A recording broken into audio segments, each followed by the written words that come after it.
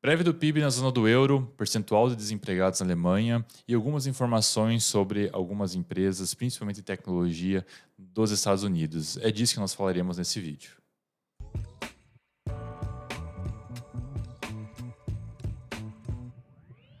10 minutos de economia, sejam todos muito bem-vindos a mais um vídeo aqui da Valorama. Hoje, terça-feira, dia 31 de janeiro de 2023. Meu nome é Jader Giacomelli, sou especialista em investimentos aqui na casa e hoje vamos falar um pouco sobre algumas informações que estão movimentando os mercados. Pediria só por gentileza para compartilhar o vídeo, a tela, perdão. Mas antes disso, você que está no nosso canal, que é novo aqui, considere se inscrever no nosso canal. Considere se subscrever e também, não menos importante, dar aquele joinha, aquele like que nos ajuda bastante. Pois bem, como de praxe, vamos dar um rápido giro pelo mundo, pelas bolsas afora. Nós vemos que hoje os mercados estão um pouco mais de mau humor, não estão tão bem-humorados até o momento. Nós vamos ver, a Europa está um patamar um pouco mais preocupante, tem um momento fechando o patamar mais negativo. Mas o nosso índice do medo aqui da ganância continua no patamar bastante positivo, continua nível 67, um pouco mais ganancioso, então o que é muito bom. Quanto ao índice do medo, o VIX também está bom. Estava subindo hoje pela manhã, agora está no 0 a 0, está na casa de 19, também se indicando maiores novidades mundo afora. Quanto ao DXY, ao dólar, a nível global, ele teve uma leve subida nos últimos dias, mas sem grandes destaques.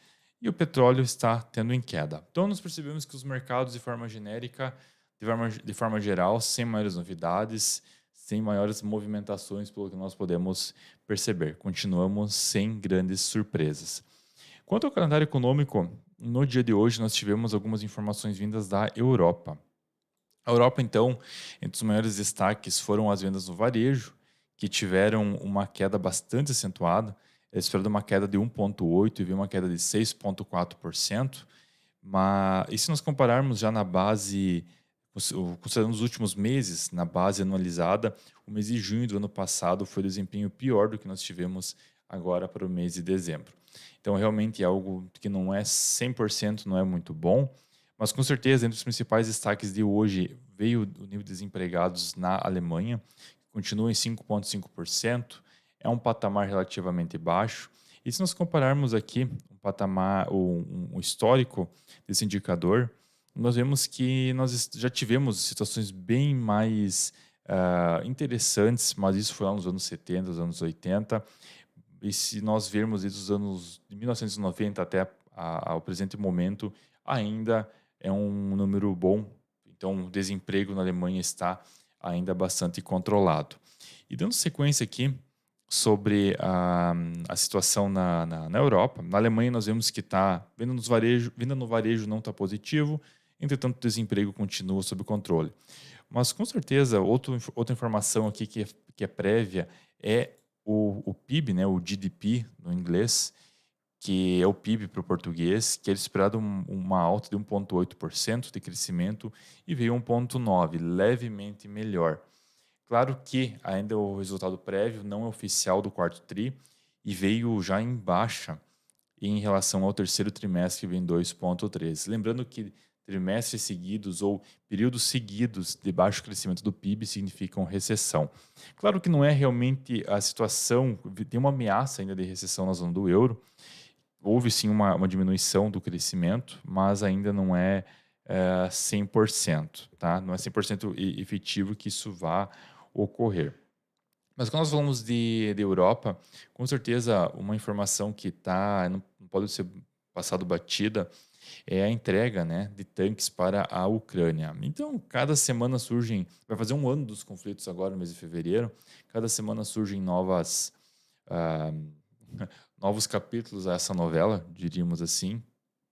Então, os Estados Unidos confirmaram já a entrega de 31 tanques, a Alemanha também, a Holanda entrega de 18 tanques, com informações com data até o dia 27. Claro que as informações da Rússia e Ucrânia estão um pouco defasado, mas esses foram os principais destaques dos últimos dias. Inclusive aqui, segundo segundo o ministro da Ucrânia acabou dizendo que a Terceira Guerra Mundial viria se a Rússia atingissem ou viessem até Kiev, que é a capital ucraniana. Então, o clima lá continua bastante tenso, muitas incertezas ainda. Mas bom, saindo lá da Ucrânia, vamos vir para os Estados Unidos, onde umas informações que acabam sendo bastante batidas, que é sobre a divulgação dos resultados das empresas. Nós estamos no período de divulgação dos resultados referentes ao quarto trimestre de 2022. Hoje nós já tivemos informação de algumas empresas, vamos ter de mais tantas nos próximos dias. E vamos falar um pouco mais a respeito disso agora, tá? Vamos dar uma breve recapitulação do que acabou ocorrendo nos últimos dias.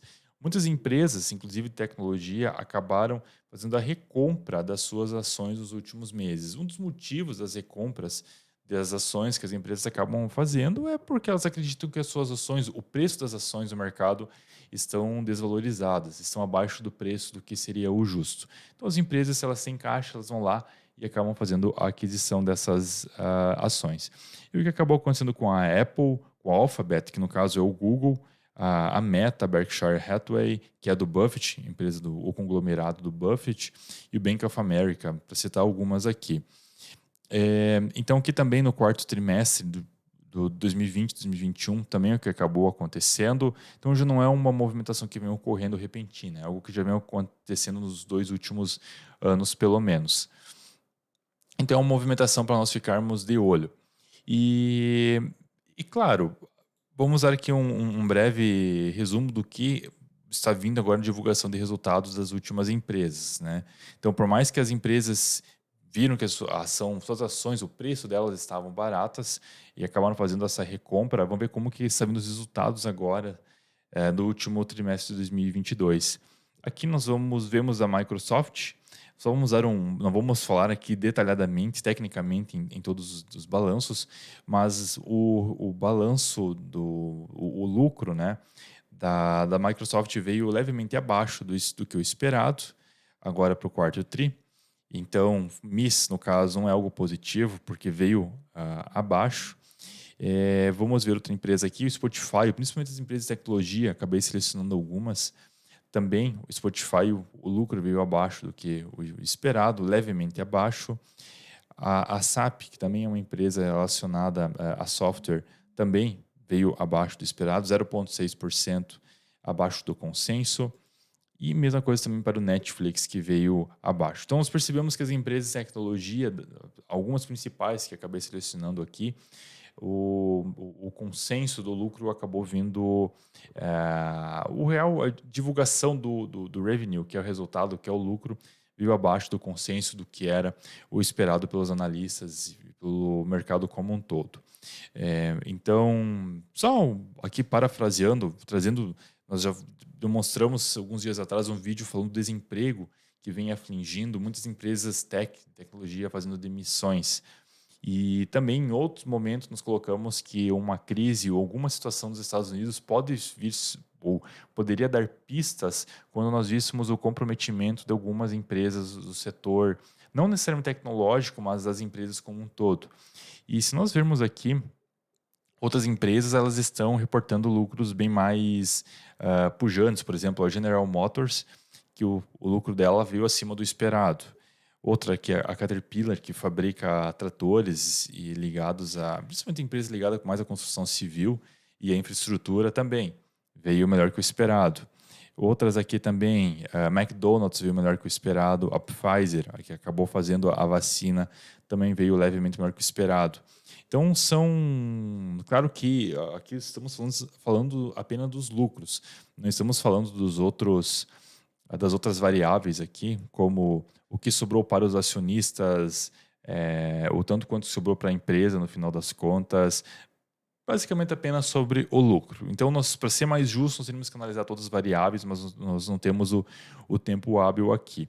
Mas o ponto é, vamos ficar de olho. Terceiro trimestre vai ter mais empresas, terá mais divulgações e vai dar uma prévia do que pode vir a acontecer.